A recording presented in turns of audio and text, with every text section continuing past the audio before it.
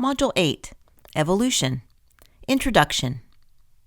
Evolution is a theory that started when Charles Darwin first published his thoughts in regards to the origin of life.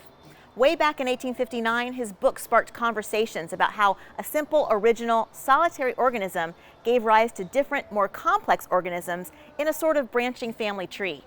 That meant that all of the vast diversity of organisms living today can retrace their ancestry back to one single ancestor. The definition that Darwin gave for evolution was descent with modification. That came about from a process called natural selection. Today, some say the theory of evolution is foundational to the science of biology. Is there evidence for this? We'll talk more about it in the following sections. In this module, we'll start with talking about Charles Darwin and natural selection, addressing the questions, how did Darwin develop his theory? What is natural selection? And what are the differences between microevolution and macroevolution? We will then go over the geological column and the fossil record, looking for any evidence the fossil record and geological column provide. Next, we'll talk about homologous structures, discussing what structural homology has to do with evolution.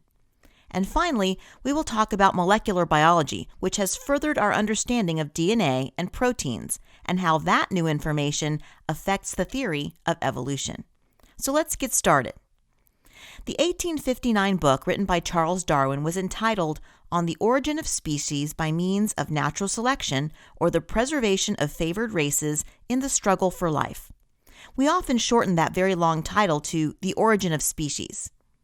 Well, the information in this book created quite a stir among scientists of that day. Darwin set out to present a theory that tried to explain how all the diverse life we see on Earth could have come to be without a creator God. Called the theory of evolution, it suggested that natural selection is the driving force that is responsible for all the species on the planet. Natural selection is the process by which organisms better adapted to their environment tend to survive and produce more offspring. What was so unique about his ideas is that they tried to answer how all life appeared on Earth without the involvement of a supernatural creator. And this was very different to the way people thought up until that time. You see, before Darwin shared his ideas, science was linked to God, and most scientists were formally trained in their knowledge of the Bible, many of them being church clergy. In fact, many scientific publications reverently included the mention of God in His Word. So for Darwin to come up with his theory that did not require God or even refer to Him was shocking.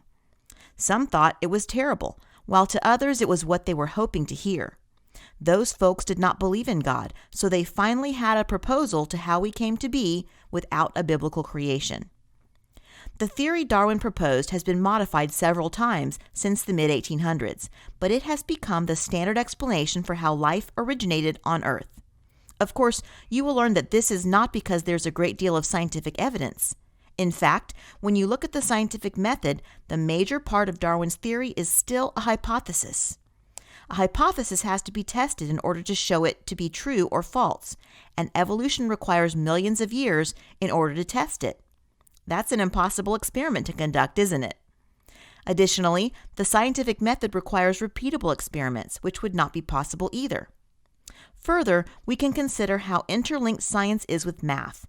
Darwin had never written any mathematical calculations in his writing.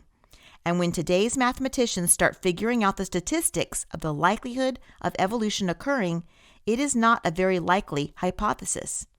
However, modern evolutionists consider Darwin's theory to be a scientific law.